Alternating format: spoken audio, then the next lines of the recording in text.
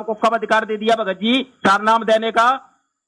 अरे कब दिया हमारे को? ना हम तो कुत्ते हैं परमात्मा के, हमारे को कहाँ नाम देने का अधिकार दिया? तो अधिकार क्यों नहीं देंगे दिया हम? तो आप परमात्मा देंगे नाम तो सबको। तो परमात्मा देंगे तो आपने ये सारा नाम रोहतक के अंदर किसने दिया था? अरे परमात्मा की अरे परमात्मा की सीढ़ी चलती है वहां पर, तो सीढ़ी चलती है। अरे सीढ़ी नाम तो भगत कह रहा है कि ये परमात्मा ने तो अपने सत्संगों में कहा है कि मेरे अलावा कोई भी तीनों नाम नहीं दे सकता। और ये जो रोहतक में जो बसंत सैनी है, ये सार नाम किसने दिया? क्या गुरु जी का आदेश है तुम लोगों को? तो कह रहा कि वो तो गुरु जी की डीवीडी से दिया जा रहा है, उसमें तो गुरु जी दे रहे हैं, गुरु जी की डीवीडी से दिया जा रहा है। तो भगत कह रहा है कि डीवीडी से भी नाम देने का आदेश तुम्हें किसने दिया? तो कह रहा है कि गुरु जी ने दिया। अब बताओ, इनसे पूछो कहां वो आदेश, लाओ गुरु जी का वीडियो हिसार जेल से, कहां है आदेश? और गुरु जी जो अपनी पुस्तकों में लिख के चले गए, वो क्या झूठ है? वो क्या झूठ है? अभी सुनाएंगे आपको आगे गुरु जी का वीडियो, पहले सुन लो इसकी बकवाद। हमारे को कहाँ नाम देने का अधिकार दिया? तो अधिकार क्यों देंगे हम? तो आप परमात्मा देंगे नाम तो सबको। तो परमात्मा देंगे तो आपने ये सारा नाम रोहतक के अंदर किसने दिया था? अरे परमात्मा की अरे परमात्मा की सीढ़ी चलती है वहां पर, तो सीढ़ी चलती है। अरे सीढ़ी पहला नाम, दूसरा नाम, तीसरा नाम, सारा सीढ़ी में भी ऐसे चलती थी। अरे सीढ़ी कौन उठा के ले आया? सीढ़ी से नाम देने का अधिकार आपको किसने दिया? परमात्मा ही स्वयं गुरु जी ने। गुरु जी ने दिया। तो हम तो बैठे हैं खाली वहां पर। अरे बैठे हो तो बैठे हैं खाली। एक बात बताओ, गुरु जी की वीडियो भेजो कि हमने बसंत जी को आदेश दे दिया है ये सारा नाम देंगे। अब वीडियो भेजो संगत में सारी। अरे बसंत थोड़ा देता है ना, हम देते हैं, वो गुरु जी देते हैं नाम। गुरु जी देते हैं। अरे किसी चीज को आदमी है तू तो यार, जो क्या समझाऊं तेरे को? गुरु जी शरीर है जो जैसे होता है परमात्मा ना, इलेक्ट्रॉनिक शरीर है। सुनो भगत जी, गुरु ध्यान से सुनना पुण्यात्माओं इस मंदबुद्धि व्यक्ति की बात को। ये कह रहा है कि डीवीडी से तो गुरुजी सार नाम दे रहे हैं, नाम गुरुजी देते हैं। एक वक्त जिनकी बेटी ज्योति ठीक हुई थी, आपको पहले सुनाया भी था, रणधीर, उसके पिताजी ने नाम ले लिया, कतियनाड़ी था। ये कह रहा है कि डीवीडी से तो गुरुजी नाम दे रहे हैं, गुरुजी सार नाम दे रहे हैं, बसंत सैनी थोड़ी दे रहा है। बसंत सैनी तो डीवीडी को चला रहा है, वो तो गुरुजी का इलेक्ट्रॉनिक बॉडी। ध्यान से सुनना, कह रहा है कि गुरुजी का नूरी शरीर है, वो तो गुरुजी इलेक्ट्रॉनिक बॉडी से दे रहे हैं सार नाम। ध्यान से सुनना। अरे बसंत थोड़ा देता है ना, हम देते हैं, वो गुरु जी देते हैं नाम। गुरु जी देते हैं। अरे किसी चीज को आदमी है तू तो यार, जो क्या समझाऊं तेरे को? गुरु जी शरीर है जो जैसे होता है परमात्मा ना, इलेक्ट्रॉनिक शरीर है। सुनो भगत जी, वो गुरु जी ही बोलते हैं।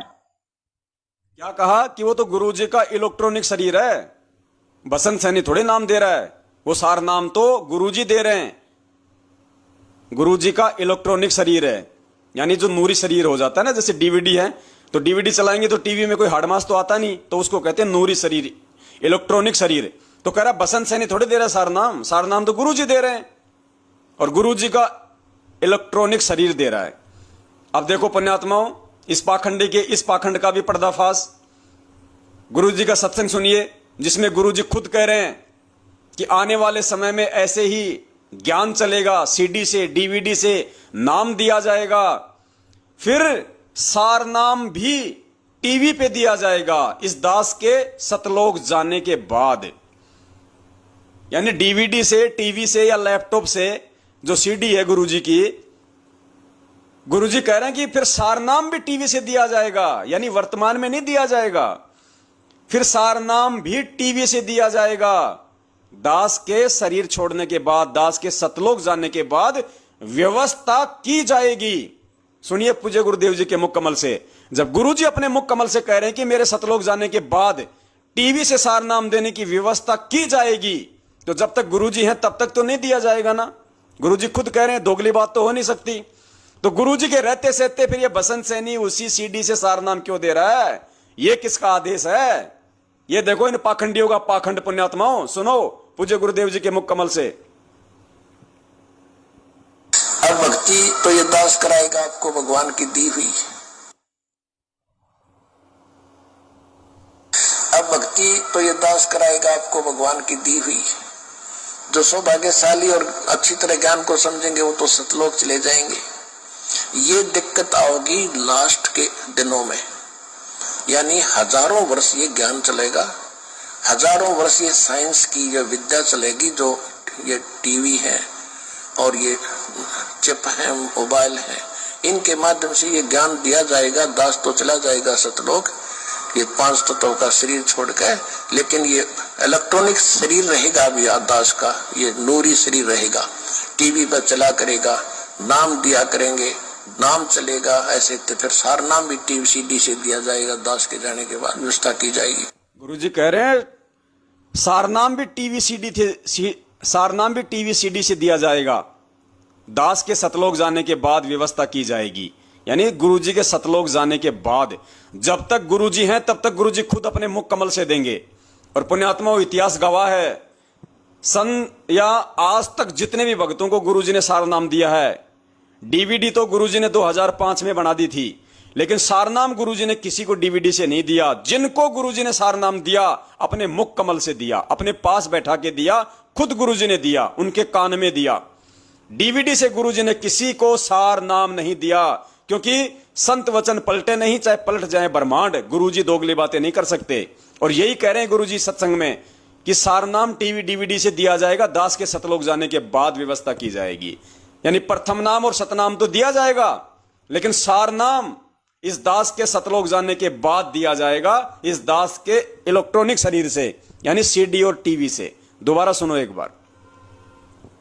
और ये चिप है, मोबाइल है, इनके माध्यम से ये ज्ञान दिया जाएगा। दास तो चला जाएगा सतलोक, ये 5 तत्वों का शरीर छोड़कर, लेकिन ये इलेक्ट्रॉनिक शरीर रहेगा अभी दास का, ये नूरी शरीर रहेगा।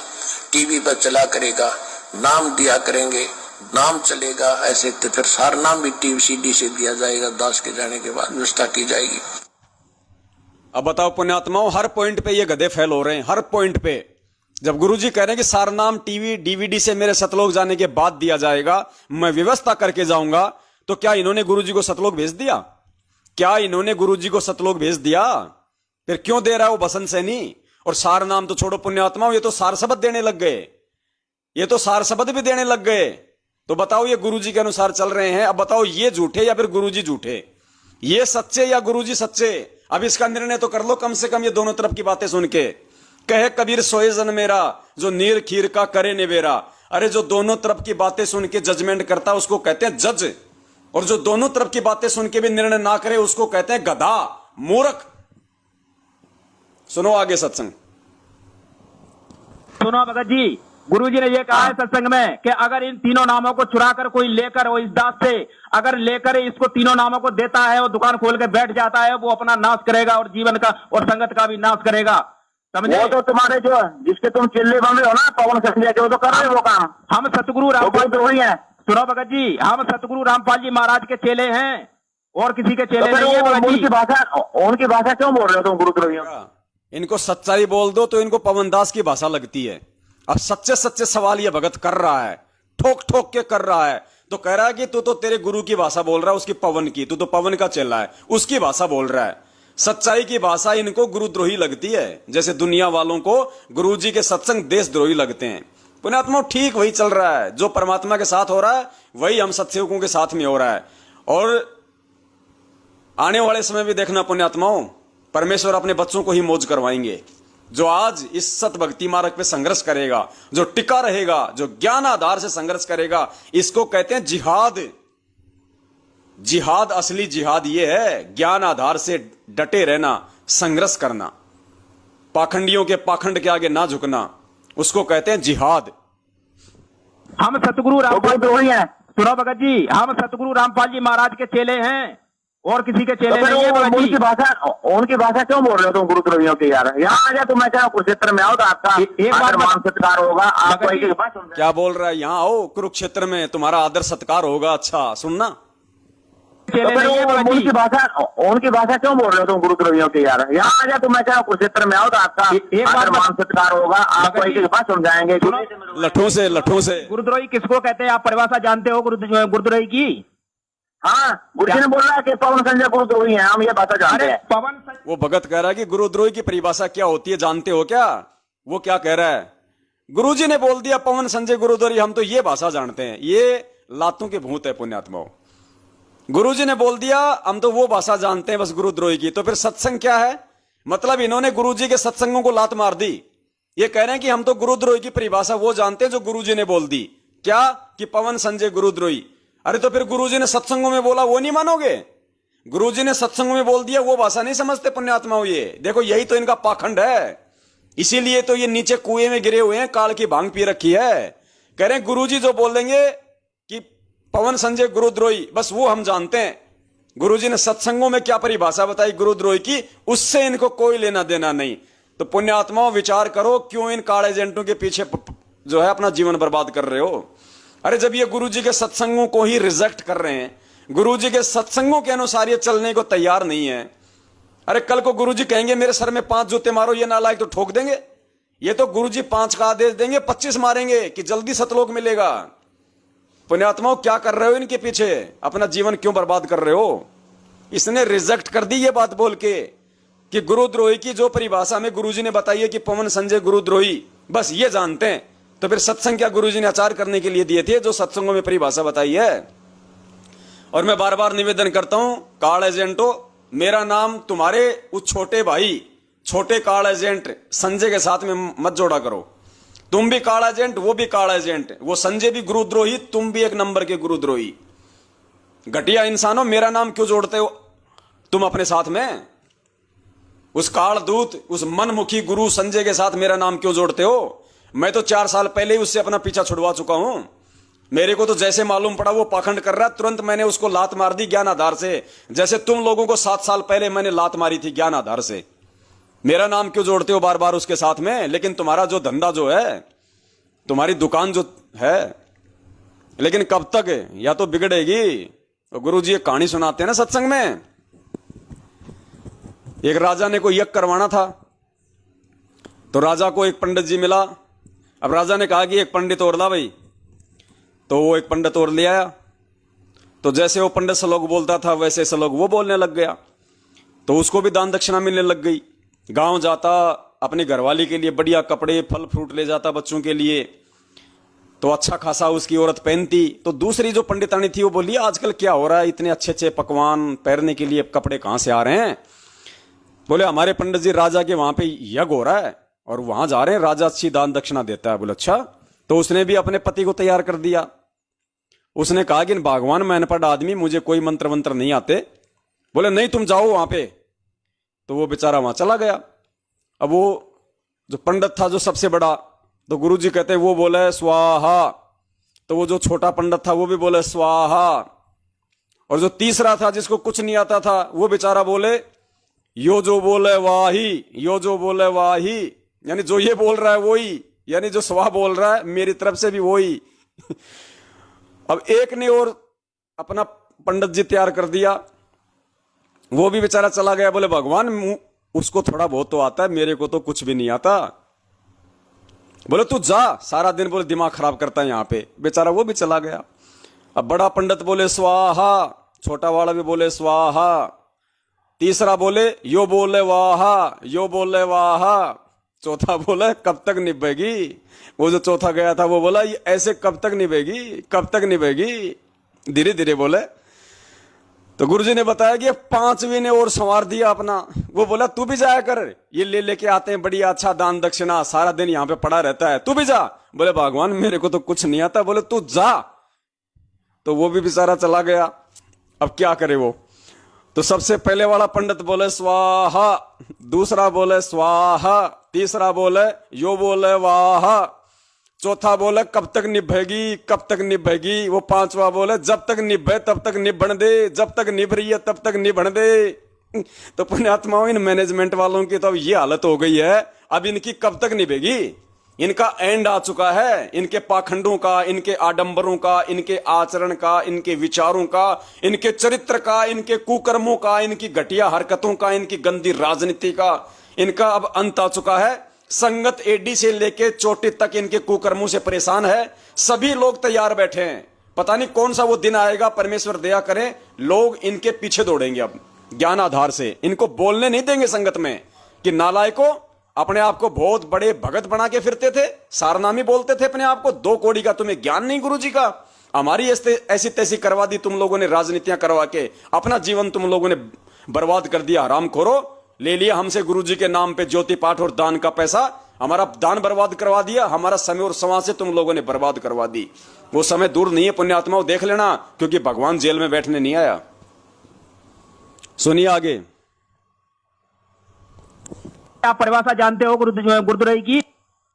मैं क्या कुरुक्षेत्र में आओ तो आपका एक बात आदर मान सत्कार होगा, आपको एक बात समझाएंगे, गुरु से मिलवाएंगे। सुनो भगत जी, गुरुद्रोही किसको कहते हैं? आप परिभाषा जानते हो गुरुद्रोही की?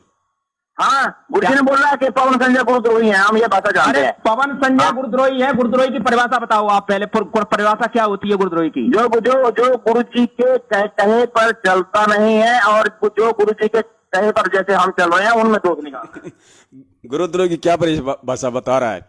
जो गुरुद्रोही के कहीं पे चलता नहीं और जो गुरुद्रोही के कहीं पे चलता है जैसे हम चल रहे हैं, वो कह रहा है कि जो गुरु जी के कहीं पे चलता है जैसे हम चल रहे हैं, मैनेजमेंट वाले उनकी बात मानता नहीं, उसको कहते हैं गुरुद्रोही। यानी जो मैनेजमेंट की बात नहीं माने वो गुरुद्रोही। इसके अनुसार इसने फाइनल कर दिया। ध्यान से सुनना। गुरुद्रोही की? हाँ, गुरु जी ने बोला है कि पवन संजय गुरुद्रोही है, हम ये भाषा जानते हैं। पवन संजय गुरुद्रोही है। गुरुद्रोही की परिभाषा बताओ आप पहले। परिभाषा क्या होती है गुरुद्रोही की? जो गुरु जी के कहे पर चलता नहीं है और जो गुरु जी के कहे पर जैसे हम चल रहे हैं उनमें दोष निकालता है, वो गुरुद्रोही है। दोष निकालता है? किसमें दोष निकाला है? क्या दोष निकाले बताओ?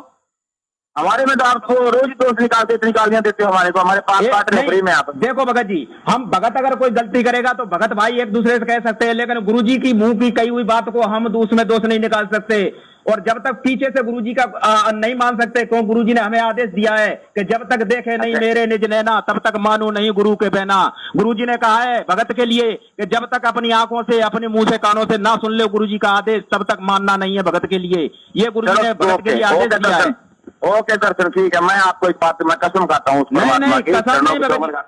क्या कह रहा है? ओके दर्शन, ठीक है भाई। अब हार गया, जवाब है नहीं इसके पास, तो कह रहा है कि मैं गुरुजी के चरणों की सौगंध खाता हूं भाई, मैं तेरी बात करवा दूंगा गुरुजी से। फिर वही आ गया कि मैं गुरुजी के चरणों की सौगंध खाता हूं, मैं तेरी बात करवा दूंगा गुरुजी से, तू यहां आ जा। अरे तो नालायक, तूने क्यों जिंदगी में डले डोए हैं? तू क्यों इतना बड़ा सांड बन के खड़ा है? क्यों पैदा हुआ फिर तू, जब तेरे बस की बात नहीं है सामने वाले को संतुष्ट करने की? ओके दर्शन भाई, ठीक है भाई।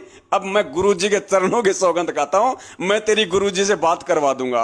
भाई दर्शन भाई मत चले जाना, मैं इनका भुगत भोगी हूं। जब कभी बरसात का मौसम होता है तो मेरे यहां पे बहुत ज्यादा दर्द करने लग जाता है, क्योंकि इन्होंने बहुत ज्यादा होकियों से मारा था। जब मौसम ठंडा होता है तो मेरे यहाँ पे दर्द होने लग जाता है। तो मैं तो सलाह देता हूं भाई साहब, इन गुंडों के क्षेत्र में मत चले जाना।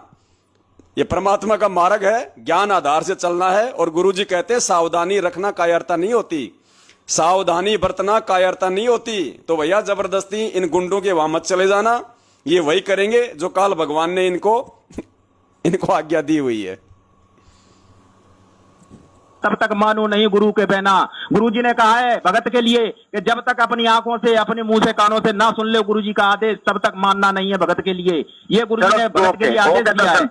ओके दर्शन, ठीक है। मैं आपको एक बात, मैं कसम खाता हूँ। नहीं, कसम नहीं भगत, कसम तो तुम आप आइए, आपकी बात कराऊंगा गुरुजी से, भगत आपकी बात कराऊंगा, ठीक है। आप गुरुजी अगर कहेंगे भी हाँ ठीक है दर्शन, ये आदेश मेरे हैं और मैंने गुरुजी ने जो भी सिस्टम बनाया हुआ है, अगर उसमें गुरुजी मेरे में का फिर हमारे को आप जो मर्जी सजा देना। सिस्टम बनाया, फिर फंस गया बोल के, फिर फंस कि आजा तू गुरुजी से बात करवा दूंगा।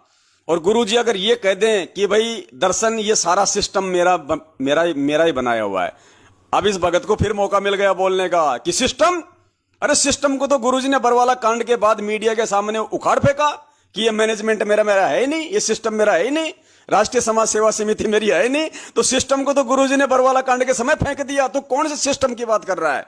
कौन सा सिस्टम? क्या गुरुजी दोगली बात करेंगे जो ये कहेंगे कि ये सिस्टम मेरा है, जिस सिस्टम को गुरुजी मीडिया के सामने उखाड़ के फेंक गए? कसम तो आप आइए, आपकी बात कराऊंगा गुरुजी से, भगत आपकी बात कराऊंगा, ठीक है। आप गुरुजी अगर कहेंगे भी हाँ ठीक है दर्शन, ये आदेश मेरे हैं और मैंने गुरुजी ने जो भी सिस्टम बनाया हुआ है, अगर उसमें गुरुजी मेरे में का फिर हमारे को आप जो मर्जी सजा देना। सिस्टम बनाया हुआ है, सिस्टम तो आ जाओ। सुनो भगत जी, सिस्टम आप क्यों नहीं भगत जी? सिस्टम के आ जाओ, गुरुजी ने को भी बुलाया, पवन को बुलाया, आपको भी बुला रहे हैं। गुरुजी ने बात करा देते हैं। अरे गुरुजी ने सिस्टम को तो राष्ट्रीय सेवा समाज समिति को तो बरवाला कांड से जाने के बाद ही कह दिया था कि समिति मेरी नहीं है, फिर सिस्टम कौन है बना दिया? बताओ हमें, वीडियो संगत में वीडियो कर दो। यहां भी फेल हो गया, चुप हो गया कि सिस्टम के लिए तो गुरुजी ने मना ही कर दिया कि ये सिस्टम तो मेरा है ही नहीं, राष्ट्रीय समाज सेवा समिति। जब मीडिया वालों ने गुरुजी से कहा कि आश्रम में इतने लोग मरे, वो काले कपड़े वाले, वो राष्ट्रीय समाज सेवा समिति के लोग जो गुंडे बने हुए थे, तो गुरुजी ने मीडिया के सामने सरेआम कहा, पूरी दुनिया के सामने, सत्यवादी परमात्मा ने, कि राष्ट्रीय समाज सेवा समिति मेरी नहीं है। अब चाहे उसको सिस्टम कहो चाहे मैनेजमेंट कहो, गुरुजी ने उसको लात मार दी कि राष्ट्रीय समाज सेवा समिति मेरी नहीं है। तो मीडिया वाले ने कहा कि आपकी है बाबा, तो गुरुजी ने कहा कि नहीं, मेरी नहीं है। हमारा बाप दोगला नहीं हो सकता, हमारा बाप ने जो वचन बोल दिए वो सत्य है, फाइनल है। सुनो गुरुजी के मुख कमल से। इल्जाम है सर, आपके ऊपर इतने इल्जाम झूठे कैसे हैं आपके ऊपर? आपके गुंडे इतने खड़े थे वहाँ पे, हजारों आदमी हरियाणा पुलिस से। मेरे नीचे राष्ट्रीय समाज सेवा समिति नहीं तो आपकी समिति है, अरे आपकी समिति है। मीडिया वाले ने कहा कि आपके गुंडे वहां पे इतने खड़े हुए थे आश्रम में, तो गुरुजी ने कहा कि नहीं नहीं, मेरे नहीं थे, राष्ट्रीय समाज सेवा समिति के थे। तो मीडिया वाले ने कहा कि आपकी समिति है बाबा। गुरुजी कहते नहीं, मेरी नहीं है, वो काल की समिति है। सुनो ध्यान से दोबारा इंटरव्यू। अपने आत्मा, इसके बाद और क्या बाकी रह गया कि इस धरती पे अगर कोई काल का एजेंट है तो ये लोग हैं। संगत को अगर मौत के मुंह में लेके जाएंगे तो ये लोग लेके जाएंगे। इल्जाम है सर, आपके ऊपर इतने इल्जाम झूठे कैसे हैं आपके ऊपर? आपके गुंडे इतने खड़े थे वहाँ पे, हजारों आदमी हरियाणा पुलिस से। मेरे नीचे राष्ट्रीय समाज सेवा समिति नहीं तो आपकी समिति है, अरे आपकी समिति है बाबा। आप अपने आप को संत कहते हैं, आप संत कहने लायक भी है। आप आपसे भी जवाब दीजिए, आपके वहाँ इतनी फोर्स, इतने गुंडे, इतने आर्मी खड़ी है हरियाणा पुलिस के ऊपर। आप ये तेरे जैसों के पागलों की ना के लिए वो ना परमात्मा लीला करा करते हैं, तुम जैसे पागलों बातों का। इन गधों के पास तो एक ही शब्द है, लीला लीला लीला। इस लीला के चक्कर में इन्होंने पूरी संगत को लपेट दिया। लीला लीला लीला, खाओ लीला, संगत को भाड़ में जोखो तो लीला, हर काम में लीला, हर काम में गुरुजी का आदेश। भक्तों का हिंडोला बना के रख दिया बेचारों का, ना घर के छोड़े ना घाट के, धोबी के कुत्ते बना के छोड़ दिए। और इन्हीं की हरकतों के चलते जिनको ज्ञान नहीं था वो ये मार्ग छोड़ छोड़ के दूसरे पंथों में चले गए, दूसरे संतों के पास चले गए। वो पाप और कमाया इन गधों ने।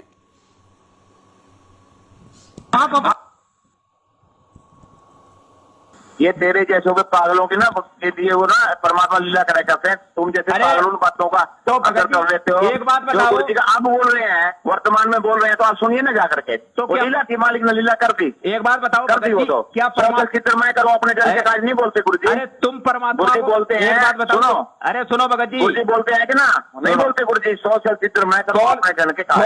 परमात्मा लीला कर रहे हैं, क्या उसमें वो परमात्मा की मौज है, तो आप उसको देखते जाइए। भगत जी, ठीक होने वाला था। ये सौर चलचित्र की लीला नहीं होती भगत जी।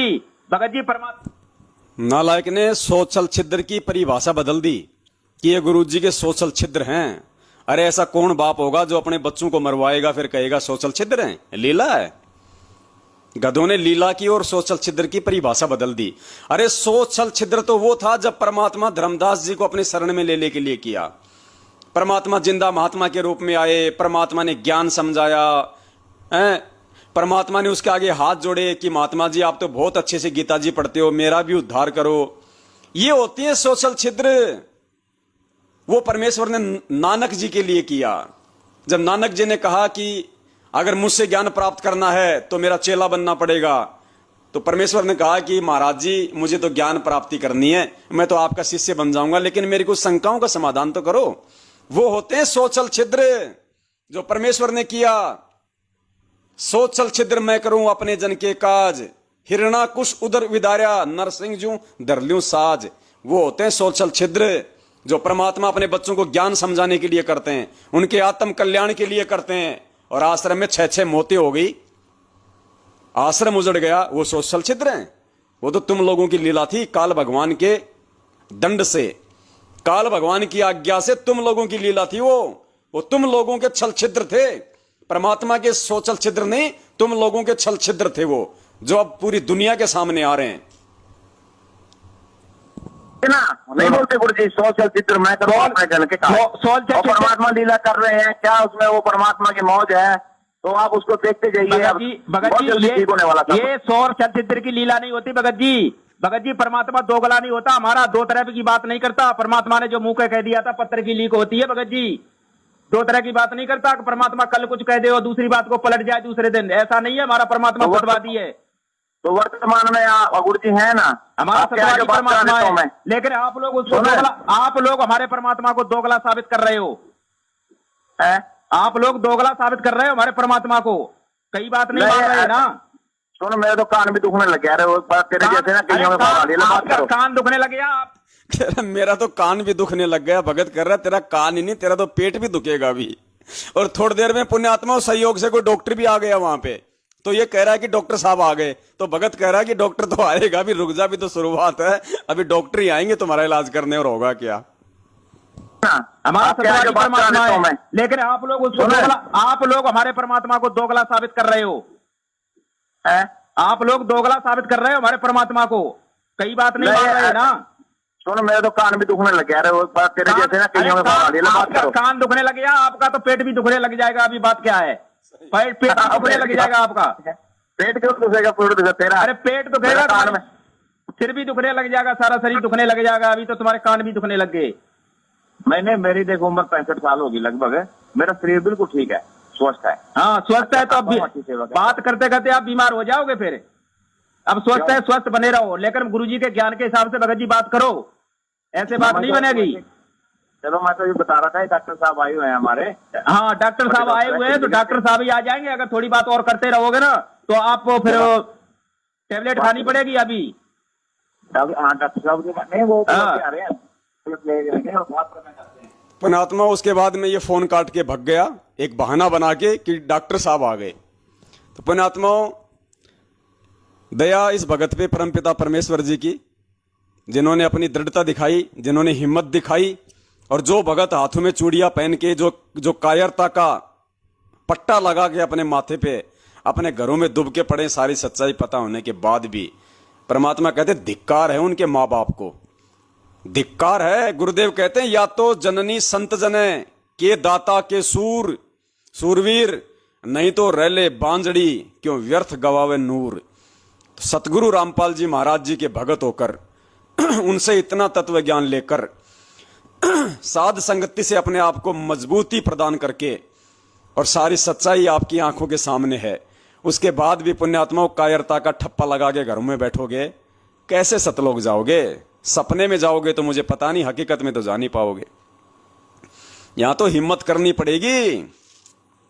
सत्संग मोक्ष की धारा, कोई समझे राम का प्यारा, ऐसे नहीं है। गुरुजी कहते हैं बरवाले का बस स्टैंड नहीं है सतलोक जो घूमते घूमते चले गए। यहां तो जोर लगेगा, जोटा लगेगा, जोटा। ऐसे नहीं लाइव प्रोग्राम देख लिया, सुन लिया, सो गए खा पी के, दूसरे दिन फिर टाइम पास करने के लिए आ गए। यहां चलना पड़ेगा। गुरुजी कहते हैं, समझा है तो सिर दर पांव बहुर नहीं रहे सादाव।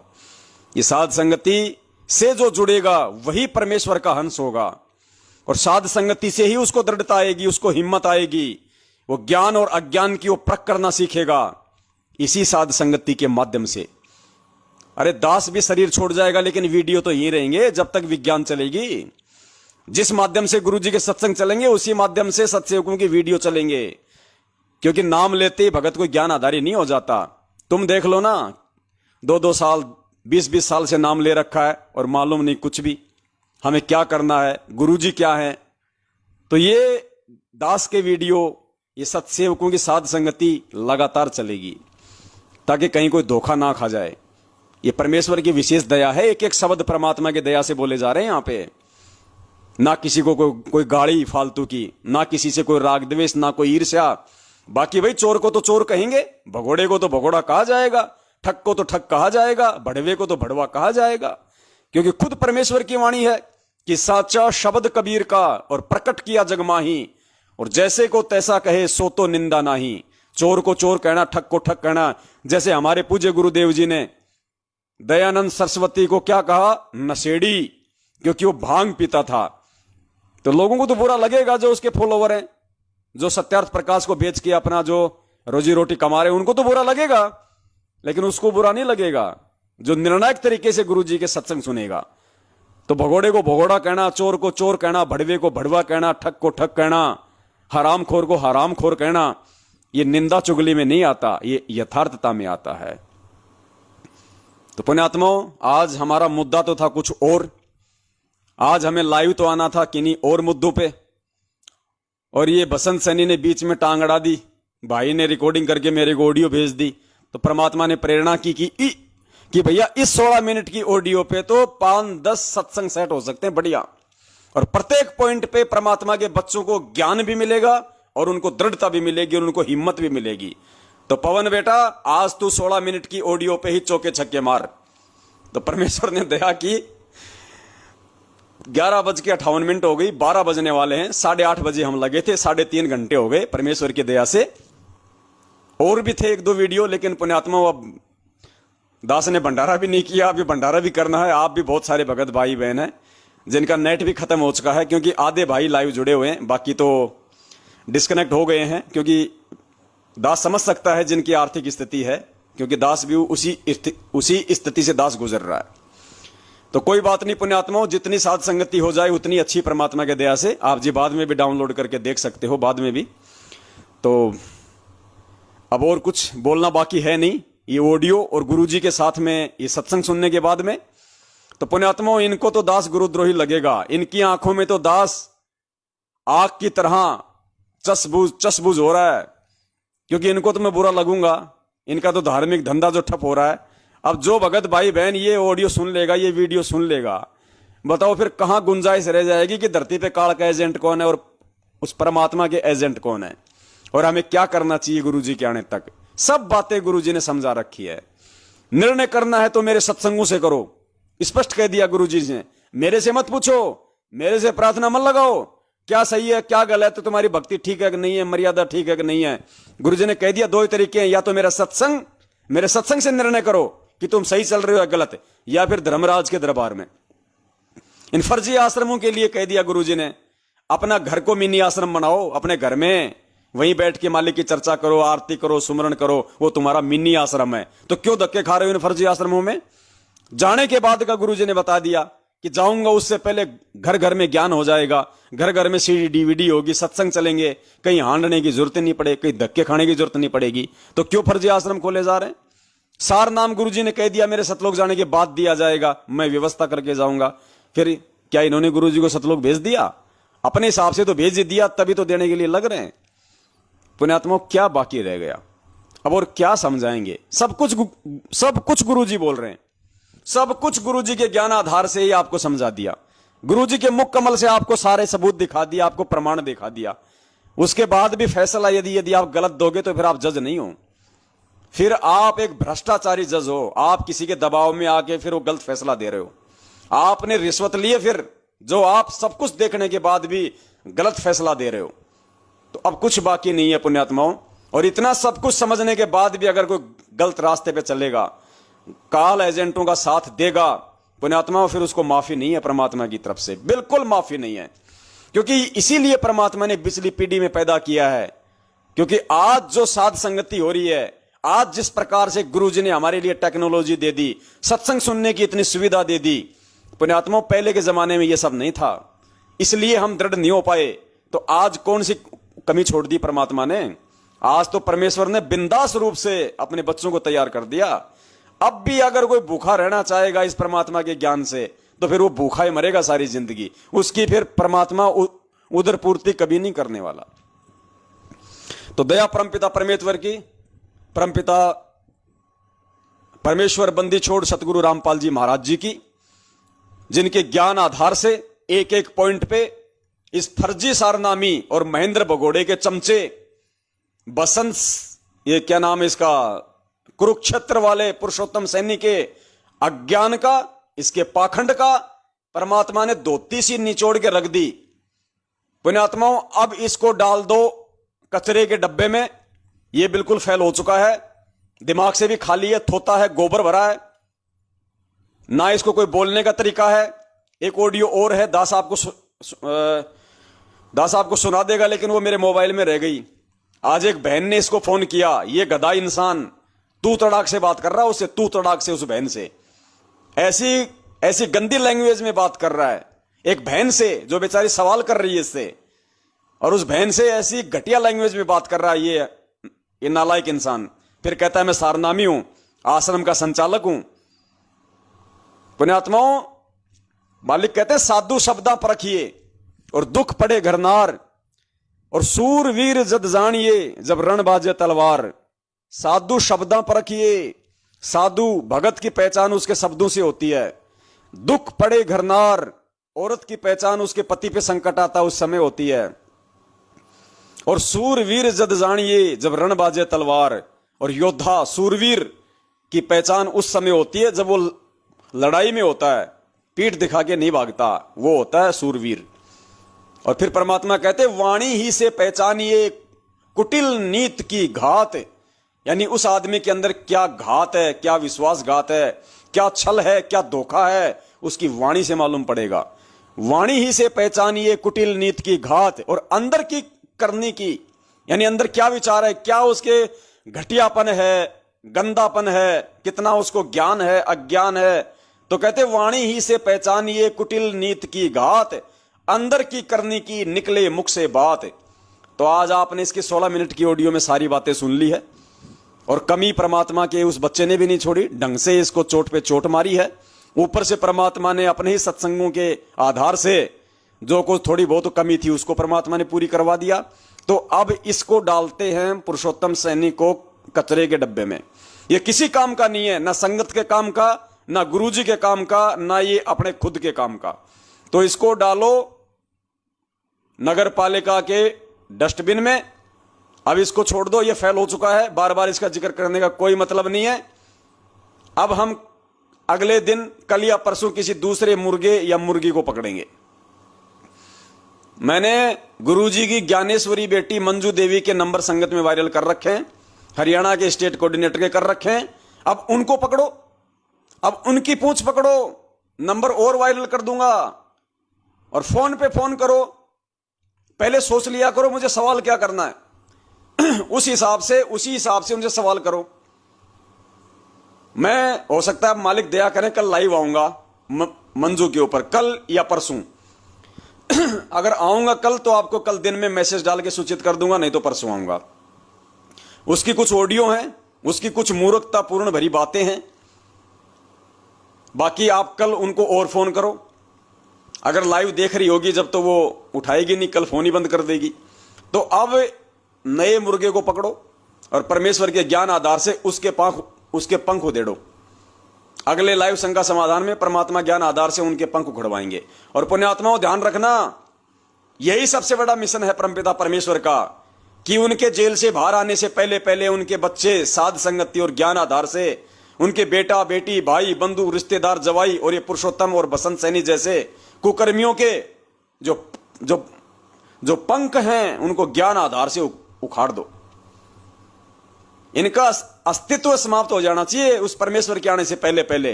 ये कुकर्मी दिखाई नहीं देने चाहिए, अगर दिखाई दे तो केवल एक भगत के रूप में सीधे साधे, और संगत कोई महत्व ना दे इनको। संगत ऐसे समझे, अगर सामने भी खड़ा हो ना तो संगत की दृष्टि ऐसी होनी चाहिए जैसे कोई चाय बेच रहा हो किसी खोखे पे, कोई वैल्यू नहीं, कोई महत्व नहीं, सिर्फ अपने जैसा समझे, 2 कौड़ी का जीव, इससे ज्यादा कुछ नहीं। ये नहीं सोचे कि गुरुजी की बेटी, गुरुजी की पत्नी, ऐसे भाव ही नहीं आने चाहिए हमारे अंदर। कोई ऐसा भाव नहीं आना चाहिए उनके वीआईपन को लेके, या कोई स्पेशल होनी चाहिए, कोई स्पेशल नहीं है। ये भेदभाव हो जाएगा, ध्यान रखना। परमात्मा ने क्या बताया, सतलोक में कोई अमीर नहीं, कोई गरीब नहीं, कोई वहां पे काला नहीं, कोई वहां पे गोरा नहीं, कोई भेदभाव नहीं, सब समान है वहां पे। किसी को ज्यादा कोई इज्जत नहीं, किसी को कोई बेइज्जती नहीं। तो वो स्थिति हमने अपने अंदर यहां लानी पड़ेगी। सामने चाहे गुरुजी का चाहे जवाई खड़ा हो, चाहे गुरुजी की बेटी खड़ी हो, हमारे लिए 2 कौड़ी के जीव है। जैसे कोई चाय पे कोई खोके पे जैसे कोई चाय बेचता है, बस अगर लगे कि इसने गुरुजी से नाम ले रखा है तो सत्साहिब कर लो, बस, इससे ज्यादा कुछ नहीं। ज्यादा चापलूसी लपूतरी करने की आवश्यकता नहीं है, कुछ नहीं। जब तक ये भाव नहीं आएंगे हम सतलोक जाने के लायक नहीं होंगे।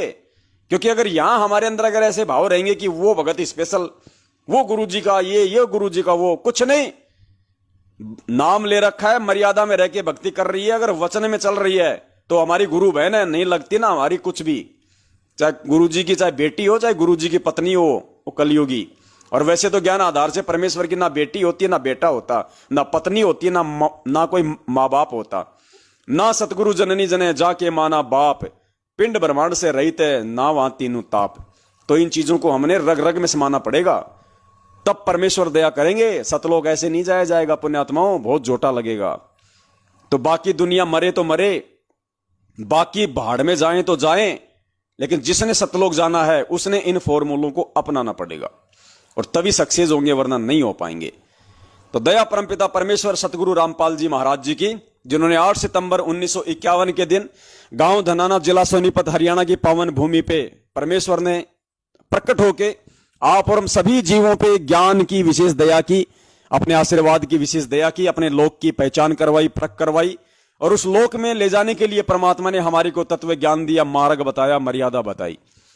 पुण्यात्मा, चलना अब हमने पड़ेगा, हमने खुद दृढ़ होकर चलना पड़ेगा। ये अकेले चलने का मार्ग है, ये भीड़ में चलने का मार्ग नहीं है। आपको अकेले जाना है सतलोक, ना पवनदास साथ जाएगा, ना गुरुजी की बेटी साथ जाएगी, ना गुरुजी का कोई और साथ जाएगा, ना गुरुजी साथ जाएंगे। गुरुजी भी साथ जाएंगे तो शब्द रूप में, शब्द रूप में गुरुजी आसपास रहेंगे, ऐसे नहीं जाएंगे साथ साथ। रिहर्सल होगी हमारी त्रिकुटी तक भी, परमात्मा ठोक बजा के लेके जाएगा कि इसको मेरे ऊपर विश्वास है कि नहीं, कि गुरुजी मेरी रक्षा करेगा कि नहीं करेगा, गुरुजी मेरे आसपास है कि नहीं। तो इतना विश्वास हमारे को आज इस पृथ्वी पे होना चाहिए कि गुरुजी शब्द रूप में 24 घंटे मेरे आसपास है। अरे सामने कोई कैमरा लगाओ ना तो हम ऐसे बैठ जाते हैं, ऐसे मुर्गे की तरह, कि सामने वाला देख रहा होगा कि मैं क्या कर रहा हूं, कोई चीज तो नहीं उठा लूं, कोई छेड़छाड़ ना कर लूं। अरे ये बंदी छोड़, 24 घंटे इसका कैमरा चलता है, अंधेरे में भी इसका कैमरा चलता है, बारिश में भी इसका कैमरा चलता है। तो इसी प्रकार से हमने पुण्यात्माओं ये सोचना पड़ेगा, और ये तो हकीकत है, सोचना भी नहीं, हकीकत है कि परमेश्वर सर्वद्रष्टा है और 24 घंटे उस परमेश्वर की आंखें हमारे ऊपर टिकी है, क्योंकि वो अंतर्यामी है। 24 घंटे परमात्मा हमें देख रहा होता है, हमारी हरकतों को देख रहा होता है, हमारे चाल चलन, सोच विचार, हर चीज को परमात्मा देखता है। तो हमें कितना डर के रहना चाहिए और हमेशा यह सोचना चाहिए कि परमेश्वर शब्द रूप में 24 घंटे मेरे आसपास है। अगर मर्यादा में हूं, भक्ति कर रहा हूं, मेरा कुछ बुरा नहीं हो सकता। इतना विश्वास यहां होगा, तब शरीर छोड़ने के बाद ऊपर जाएंगे तब होगा, क्योंकि वहां यम के दूत आएंगे, परमात्मा नहीं रोकेगा उनको, क्योंकि तुम्हारी परीक्षा होगी, मेरी परीक्षा होगी। वो परेशान करेंगे, मारने की कोशिश करेंगे, सामने हथियार लेके आएंगे, एकदम से ऐसे हमारे तलवार पे यहां पे गर्दन पे हो सकता है वो तलवार मार दें। लेकिन हमें यदि विश्वास होगा तो तलवार आर पार निकल जाएगी, लेकिन परमात्मा इतना सा भी निशान नहीं पड़ने देगा, मालूम ही नहीं पड़ेगा तलवार निकली कि नहीं निकली, और हम अरे मर गए, अरे बाप, अरे मेरी मां, फिर फेल हो जाएंगे। तो ये रिहर्सल हमने यहां करनी है पुण्यात्माओं। गुरु जी को सदा हमने अपने आसपास समझना है। किसी का कोई भी आदेश फॉलो करने से पहले हमने ये डरना चाहिए कि भैया ये गुरु जी के अनुसार है या नहीं है, गुरु जी के सत्संगों से मेल कर लूं पहले, सही है या गलत है, कल को दोषी ना बन जाऊं, मैं काल के द्वारा ठगा ना जाऊं। पुण्यात्मा, इतना दृढ़ होना पड़ेगा। और आज अरे गुरु जी की बेटी आ जाए तो हमारा ऊपर से नीचे तक हमारा सारा पसीना निकल जाता है, जैसे तो कोई हेमा मालिनी आ गई हो। अरे तो आ गई, हमारा क्या कर लेगी भाई, हमें क्या लेना देना उससे, हमने उसका लेके खा रखा है या उसने हमारा खा रखा है, हमें क्या लेना देना उससे। अपनी भक्ति करेगी, उसके काम आएगी, मैं मेरी भक्ति करूंगा, मेरे काम आएगी, हमें क्या लेना देना। हमें क्यों उसकी चापलूसी करनी, चाटुकारी करनी है? क्या उसके रेफरेंस से गुरुजी हमारे को ज्यादा कोई मतलब पुण्य दे देंगे हैं? या उनके तेल लगाएंगे तो क्या गुरुजी हमारे को सतलोक भेज देंगे। पुण्यात्माओं, हमें इन विचारों को छोड़ना पड़ेगा। जैसे कोई नेता के कोई तेल लगाता है, कोई नेता के कोई जानकार के कोई चापलूसी करता है, ये सोच के कि मेरा काम निकल जाएगा, ये नेताजी से मेरी सिफारिश कर देगा। ये नेताजी वाला मार्ग नहीं है, ये राजनीति वाला मार्ग नहीं है, ये परमेश्वर का मार्ग है, निष्पक्षता वाला मार्ग है, सतलोक का मार्ग है। इसमें एक दूसरे के तेल लगाने से पार नहीं बनेगी, इसमें खुद भक्ति करनी पड़ेगी, खुद अपने अंदर मजबूती और वो दृढ़ता लेके आनी पड़ेगी, खुद परमात्मा के प्रति विश्वास पैदा करना पड़ेगा। अंतिम सहारा और एकमात्र सहारा केवल अपने पूज्य गुरुदेव जी को बनाना पड़ेगा। उनके बेटा बेटी भाई बंधु रिश्तेदार जवाइयों के तलवे चाटोगे तो यही कुत्ते बन के अगले जन्म में तलवे चाटोगे उन्हीं के, फिर कभी वो कुत्ते बन के फिर तुम्हारे जो है वो तलवे चाटेंगे। और इन्होंने तो अपने इतने कर्म बिगाड़ लिए हैं गुरु जी के परिवार वालों ने, ये तो इस जन्म में पुण्यात्मा मुश्किल है इनका काम, तो इनका इस जन्म में मुश्किल है काम। इन्होंने इतने अपने वो कर्म बिगाड़ लिए, इतना संगत को गुमराह कर दिया इन्होंने, इतना इन्होंने संगत के इन्होंने वो कर्म बिगड़वा दिए। तो आप और हम पे दया है उस बंदी छोड़ की, विशेष मेहर है मालिक की, जो परमेश्वर ने साध संगति के लिए चुना। परमेश्वर ने हमारे को सही और गलत से परिचित करवाया, हमारे को संभाल के रखा। हमने तो गुरुदेव का दंडोत करके बार बार धन्यवाद करना चाहिए कि बंदी छोड़ ऐसे हमारे कौन से अच्छे संस्कार थे जो परमात्मा लाखों की संगत में से आपने हम लोगों को साध संगति से जोड़ा। आपने हमारे को एक मल के जज की भूमिका में लाके खड़ा कर दिया, क्या सही है क्या गलत है। परमात्मा वो 20-20 साल वाले भगत कोई निर्णय नहीं कर पा रहे, आपने 16 मिनट की ऑडियो सुनी उस मूर्ख की, एक भी बात उसने ज्ञान आधार से नहीं करी, ना उस भगत का जवाब दे पाया। अब बताओ उसकी 20 साल की भक्ति क्या भाड़ में जाएगी? वो नया भगत है 2-4 साल का, उसके जो है वो उसके ऊपर मल की जो है वो भारी पड़ रहा है ज्ञान आधार से, तो क्या उसने भाड़ झोंका? उसने 20 साल क्या किया? उसने क्या काम आया उसके वो आशीर्वाद गुरु जी का जो 24 घंटे लिया करता था? 24 घंटे गुरु जी के पास में रहने वालों की तो ऐसी हालत है। इसलिए परमात्मा कहते थे कि भैया गुरु जी ने वो सुनाई थी हमें वो कहानी, एक 40 साल का भगत था, एक 4 साल का भगत था। इससे मालूम होता है कि कौन ये परमात्मा का मार्ग ज्ञान आधार का है, सीनियरिटी जूनियरिटी का नहीं है, छोटे बड़े का नहीं है।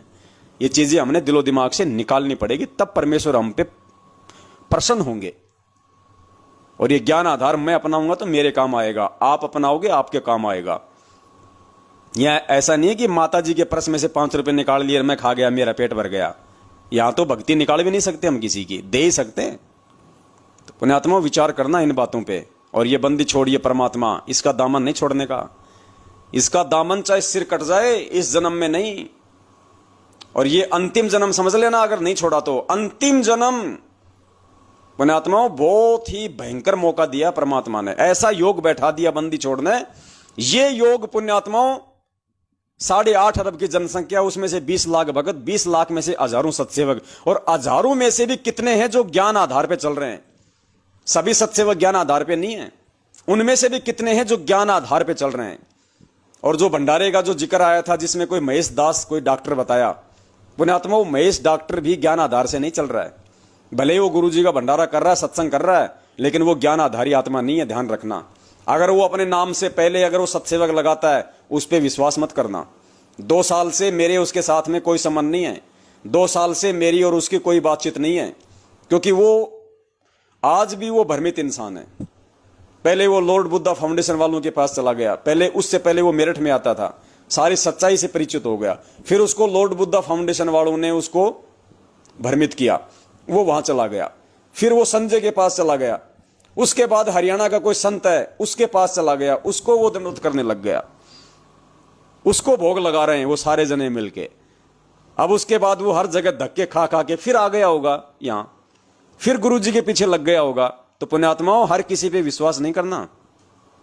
आज की लाइव साध संगति का निष्कर्ष हमने केवल ये निकालना है, अगर हम सत्सेवक हैं, अगर हम भगत हैं, और यदि हम चाहते हैं कि 10, 20, 50, 100 भाई मिलके परमात्मा का सत्संग करें, भंडारा करें, तो करना है।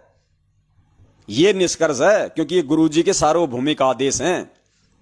ऐसा नहीं कि कोई भी ऐरा गैरा कर रहा है और हम वहां जाके शामिल हो गए, नहीं।